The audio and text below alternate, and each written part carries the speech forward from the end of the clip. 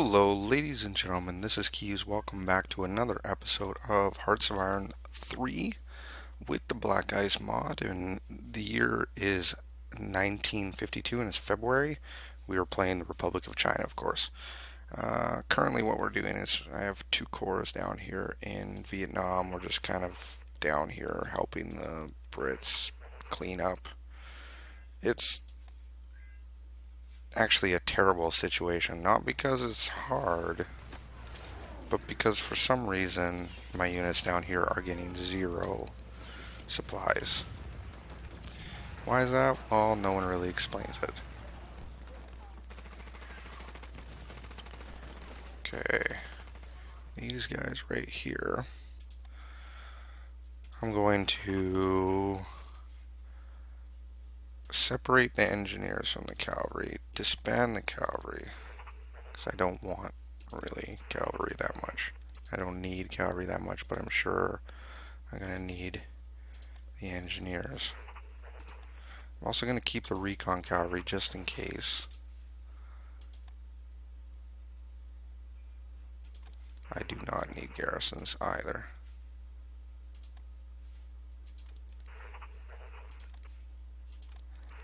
So, keep the engineers, cavalry, and garrisons. You can go. So I'm pretty sure I'll need the engineers just to fill up, some units. Anyways, if you've been with us the last few episodes, I've been kind of going on rants on specific things in video games and all this other stuff, and I'm going to continue on with that. I like it. I think it's cool to talk about stuff like that, and it takes away from the more mundane shit that Hearts of Iron does. So last time I was ranting about the non-linear path that most open-end RPGs kind of give, like Witcher and Elder Scrolls, but how most sandbox types games don't give any kind of character development. And I wanted to elaborate on that just a little bit. I think my head was a little bit goofy in the last one. I don't think I explained my thoughts too well in that one.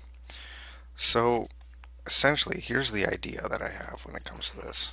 Yeah, there we go.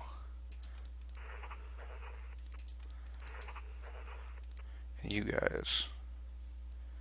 Okay, again, we're gonna separate the anti-tank and the anti-aircraft from the garrison.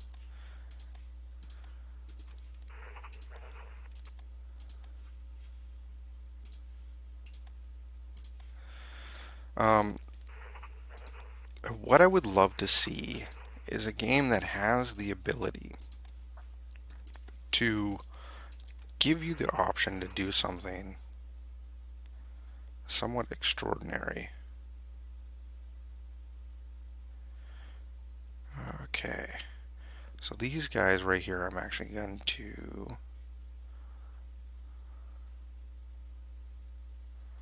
I could have the ability to reorganize these units and set them all up, but I think I'm just going to disband all of them.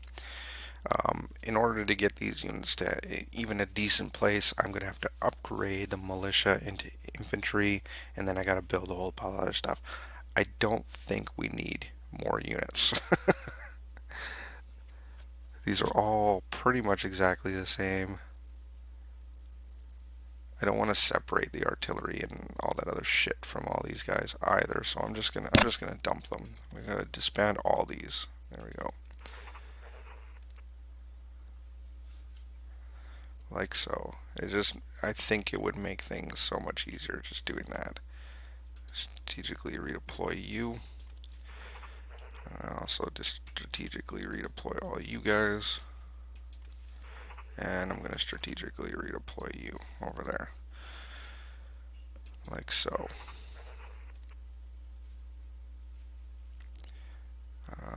Let's see if there's anything in here that even piques my interest. I don't think so. I am also going to disband all of these. There's an engineer right there, but I got a whole pile of extra engineers. And disband all these. I don't think I need them. All these garrisons will probably be the same thing. Let's see if there's anything that even mildly piques my interest here.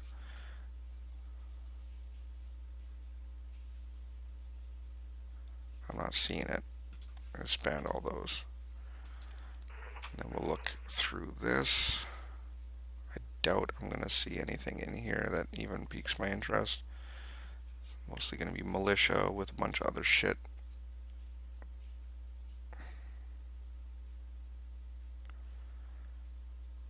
This one. Oh, here we go. I think I can do something with these. Infantry tank regiments. I kind of like that.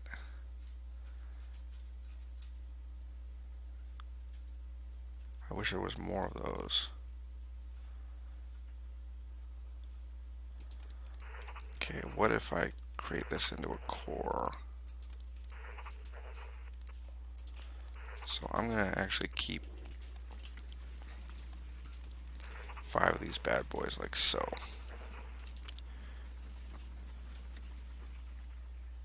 1, 2, 3, 4, 5. Everything else is disbanding. And there we go. I'm going to leave those guys right there, actually. And then those I'm going to create into a corps. Colonial Garrison Commando in Gurkha. Cool. I'm going to get rid of the garrison, though.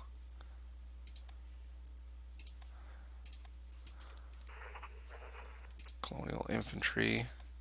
Garrison in Gurkha. Again, I'm going to get rid of those.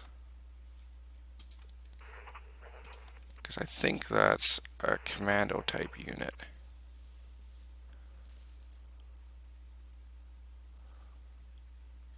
Yeah, special forces. Some mountain training. Either way. I'm going to keep them. You guys, we have some artillery and a bunch of other shit.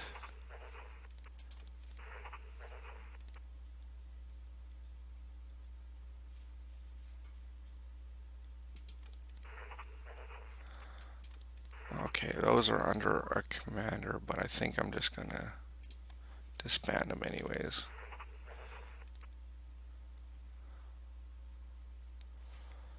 Cool, so that's made things a little nicer, I believe. All these guys, light infantry and I think recon cavalry. All 3 of them, yeah, I don't need those. That's a paratrooper garrison and motorized recon attachment. I'm just going to take the motorized recon attachment out. And we're going to dump those. So, yeah. So this guy, the armored car, we're actually going to keep.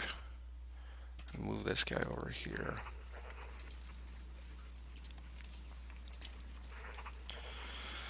Cool, so that made things, I think, much nicer.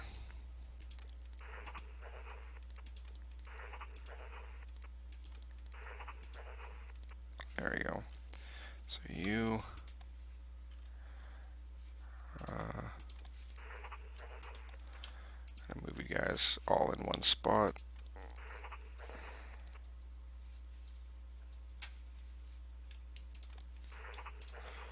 Okay. Oh, you strategically redeploy you down there because you have. Okay, I'm gonna get rid of that. Drop you from the unit. You.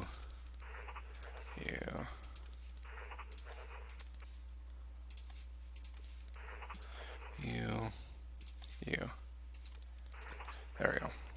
So all these garrison dudes, they're gonna go like this. We're gonna add a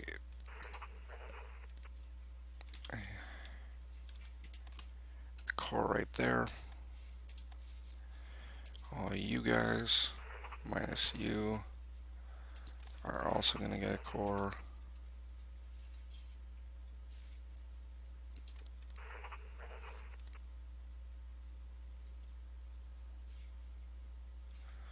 Okay, let me just take a look here. These guys are on that, which are added there.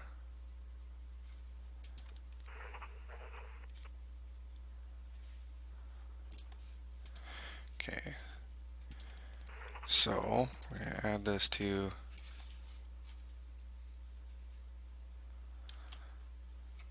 like so.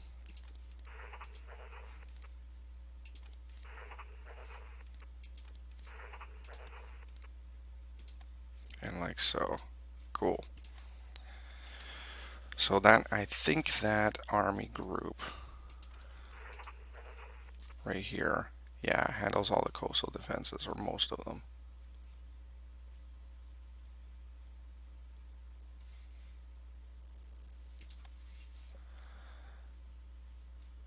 Cool. All right. A little more organized, I think. And I think disbanding all those units is going to make shit so much easier. I hope it helps our supply throughput. That's kind of my goal with all that.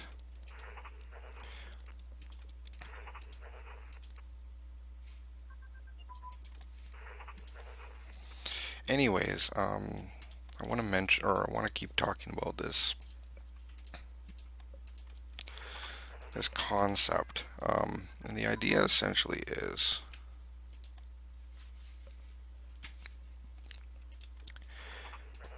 oh shit. The deal essentially is that games like complete sandbox games, such as, oh my god, well, this one's a fucking mess, isn't it? We'll worry about that one later. Complete sandbox games, or the majority of sandbox games, have issues. I'm just gonna. Well, they have no attachment to your character. None. None whatsoever. You have no attachment to your character whatsoever. And because of such, you have freedom to be able to do what you want, but there's no story that can be made from it. Now, that's not necessarily a bad thing. Like, I'm not sitting here complaining I want all sandbox games to get rid of that. It's just that no one's ever taken that concept of a complete sandbox game and keeping the sandbox element, allowing people to have the complete freedom to do what they want, but at the same time,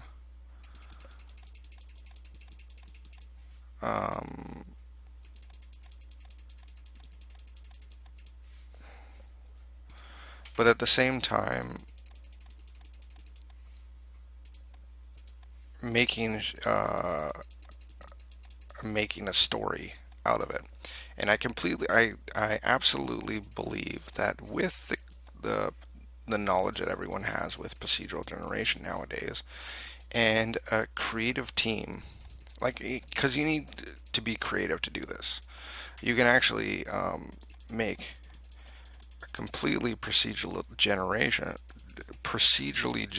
storyline, which allows this sandbox and replayability element without going a little bit batshit crazy. And what I mean by this is I have seen some procedurally generated text or story that is done in the past, and it's just it's a mess, right?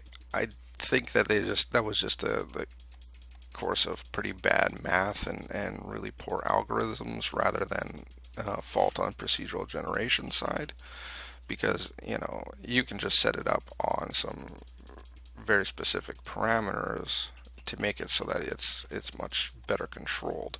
I just think that a lot of these groups just haven't bothered, um, or don't understand how to properly do it. And I believe that with the technology, or no, not the technology, with the experience that people have with procedural generation nowadays, because that's really all it is. It's more of an experience thing that everyone needs, rather um, than knowledge. Because it's not like procedural generation is extremely complicated. It actually makes things a lot simpler.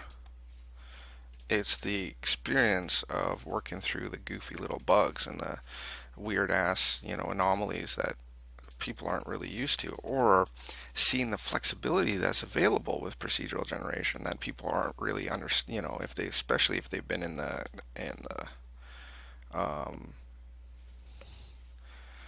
if they've been in the business for a long ass time, they might not realize the possibilities that are available in an extent. Okay, I'm going to get these guys into a core, and we're going to add these to an army group. Like so. These guys are also going to get a core, and they're going to be added to an army group like so.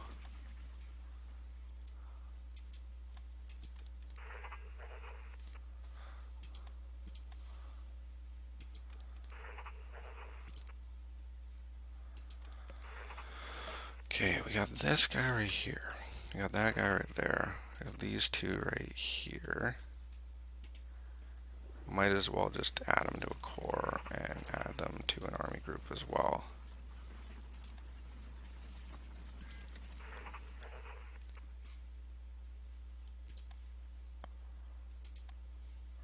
And then the first army, there we go.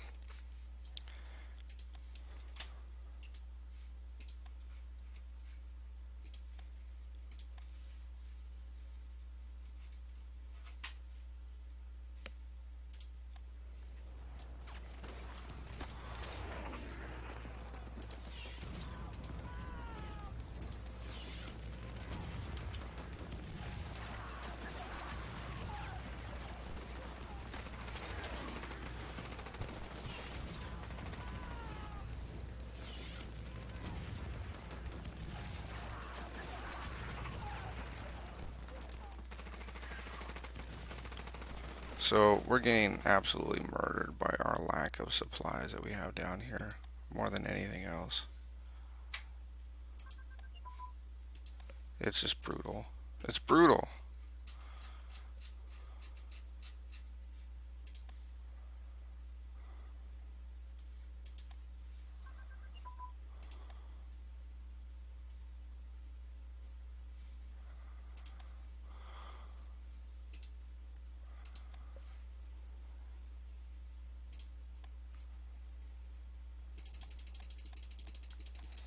Especially if this is going to be a thing.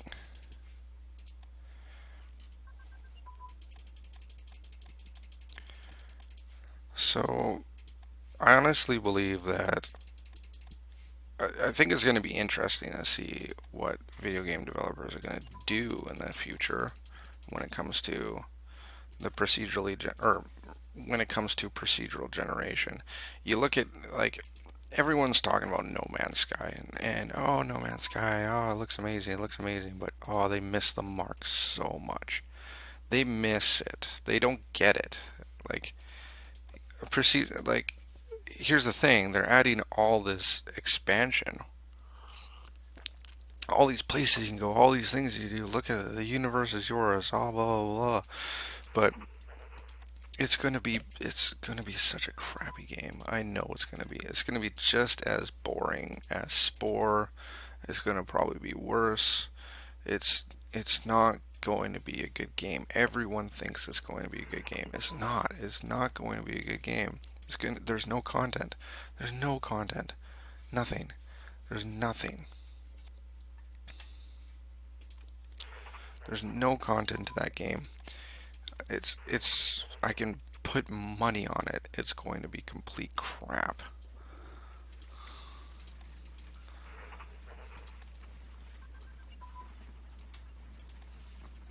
Because there's nothing there.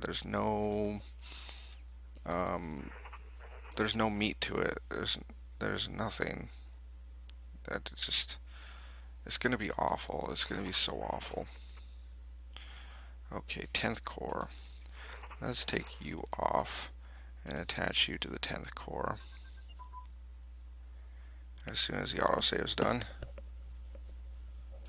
like so. And let's also take you off and attach you to the 10th core, like so. And you, which has nothing to do, can be disbanded. And then the 10th core has it's full. You can be disbanded. Oh, yes, you can be disbanded. You have dudes all over the place. Right, you're the goofy one. Excellent.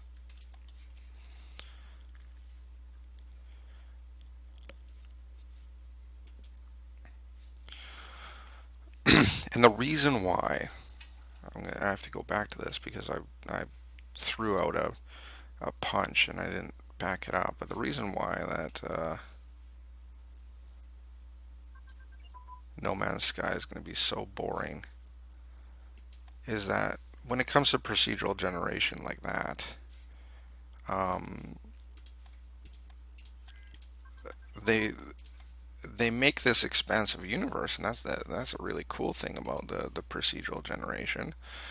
But they don't add the core and the very important parts about it, and those parts specifically, when it comes to games like that, are the meat and potatoes, the gameplay, the actual gameplay. And you watch every single video about No Man's Sky. Every video you watch is going to be the same fucking thing. A ship that hits atmosphere on this planet, right? So it's going to hit atmosphere on this planet. There's a bunch of ships flying around. You land on this planet, you'll see like kind of a somewhat lush land. There'll be trees, there'll be a bunch of animals running around. Uh, it'll be kind of, rolling hills type of thing. Not, just almost like a picturesque kind of setting, right? Somewhat picturesque. It's a very picturesque setting. Um,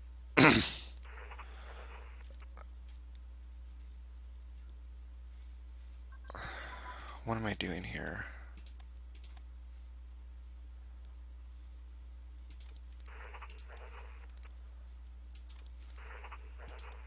You. Let's put you right down here. You follow me.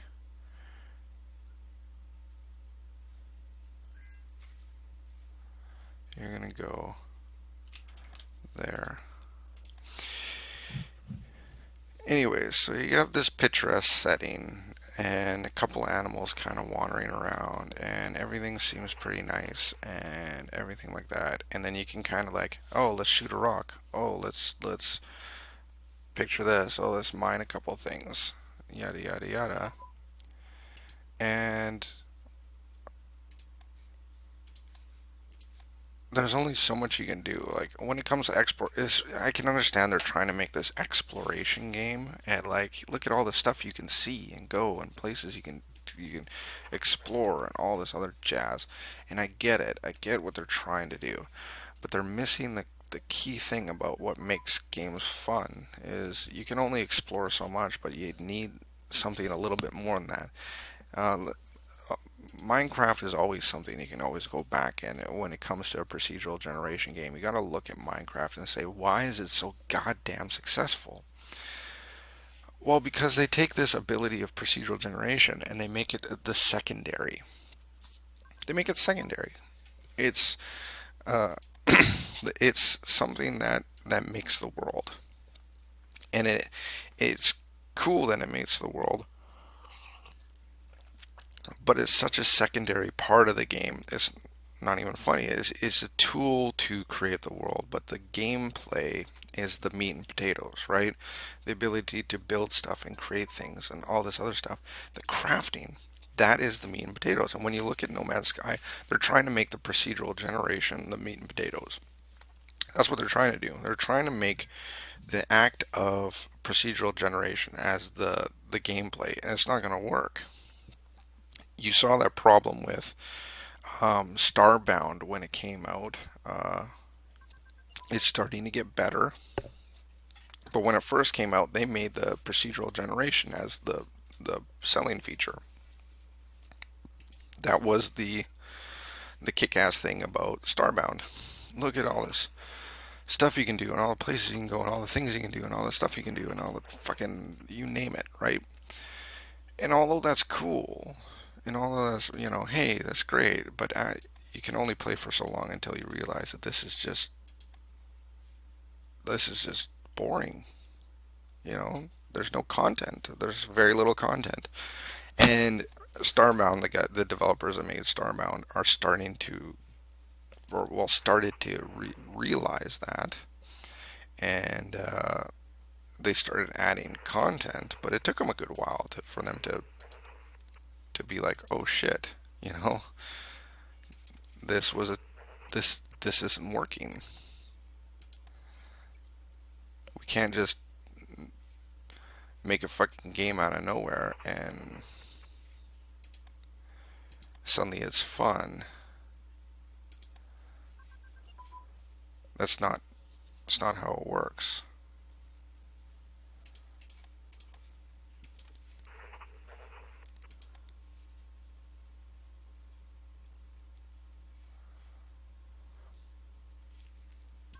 Let's give this guy a leader. Yeah. There we go. Logistics master leader. That'll help. So yeah, that's the issue you're gonna have. So No Man's Sky, if they don't realize that, if they don't figure that out, it's gonna be boring. It's gonna be a garbage game. You're gonna put in 10, 20, 30 hours maybe, and uh, and then realize there's nothing to it. There's nothing to this game.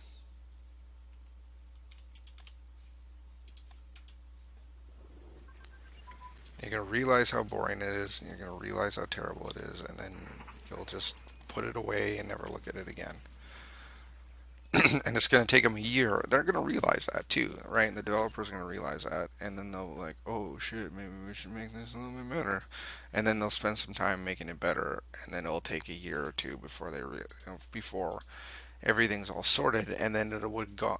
By that time, it would have gone the way of the Star Starbound, and everyone would have forgot about it by that time.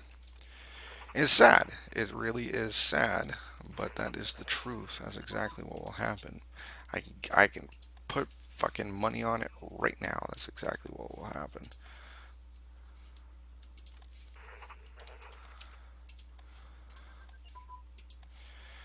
So, procedural generation, on that note, has to be something that's a secondary. It has to be something that's used to add to the gameplay. So, on to, or how does this fit in with the original thing that I was talking about the sandbox with a storyline driven element? How are we going to do? How do you do that? Well, it's simple. Well, not simple, but it takes creativity, it takes knowledge of the concepts, and it takes the ability to actually do it. Um, so you essentially you just,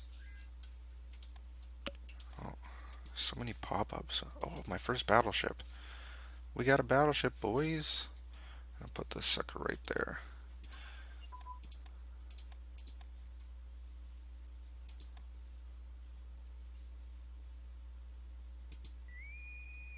That's exciting.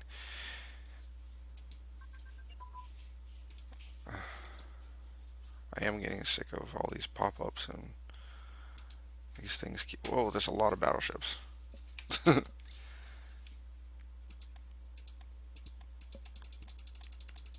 My fuel is just going to be gone. Oh, you had fuel before. Yeah, not anymore.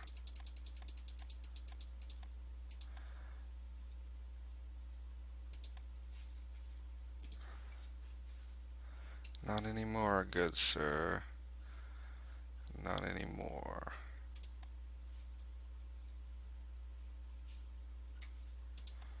I'm gonna make a few of these bad boys as well. Because why not?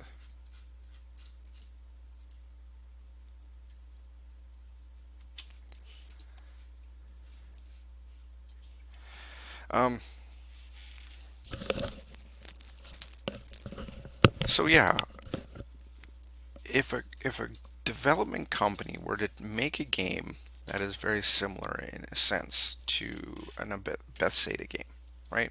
Very, very similar. All the core elements, everything like that is so close to what the Bethesda offers, or Witcher, or things like that, where you have this full, or a Fallout, or anything like that, where you have this full and diverse and interesting world, but you don't have the quest rails that are put on there. Instead, what you do is procedurally generate certain parameters to allow for, um, I guess, uh, expansion of dialogue, expansion of storyline through options and things like that, which then kind of it's a series of, and I hope no.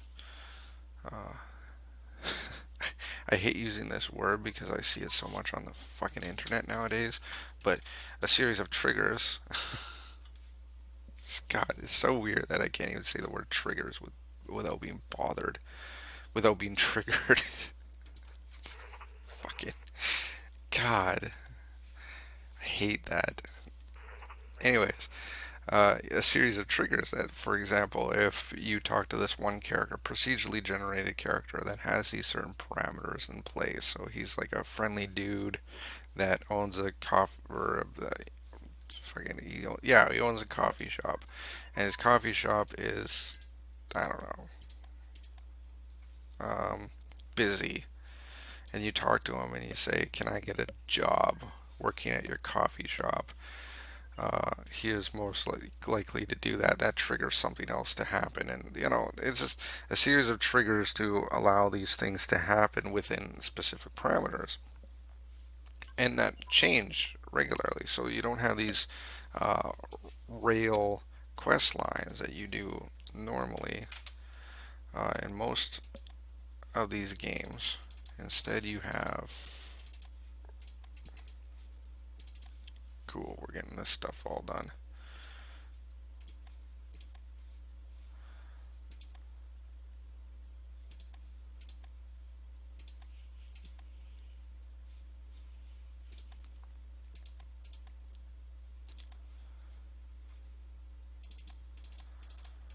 I'm just dumping in some tech because I have nothing else to do with it, or nothing else that I know how to do.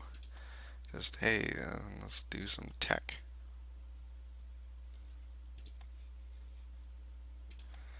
Let's do some tech. Um, so yeah, you put in these kind of overarching guidelines to allow for this situation to happen, and then on top of that, you can set up a a decent AI, and this goes back to my AI rant that I had before, to allow for, and this will be like a text AI, to allow for procedurally generated conversation dialogue. I think it would allow the ability to make storyline without having to make, or how to having to dump a ridiculous amount of time and effort into said storyline. You just have to set the parameters and then move the parameters around depending on what you want to see. And it would be so cool to see a creative team of developers be able to do that. I haven't seen it yet, but that's the game I want to see. That's the game I want to see. I want to see a development studio that makes use of procedural generation on a dialogue format and does it well. Not like fucking some of them. Some of them are just fucking brutal. I've seen it attempted before, and it's cringe worthy, right? Some of it's just fucking cringe worthy. Um,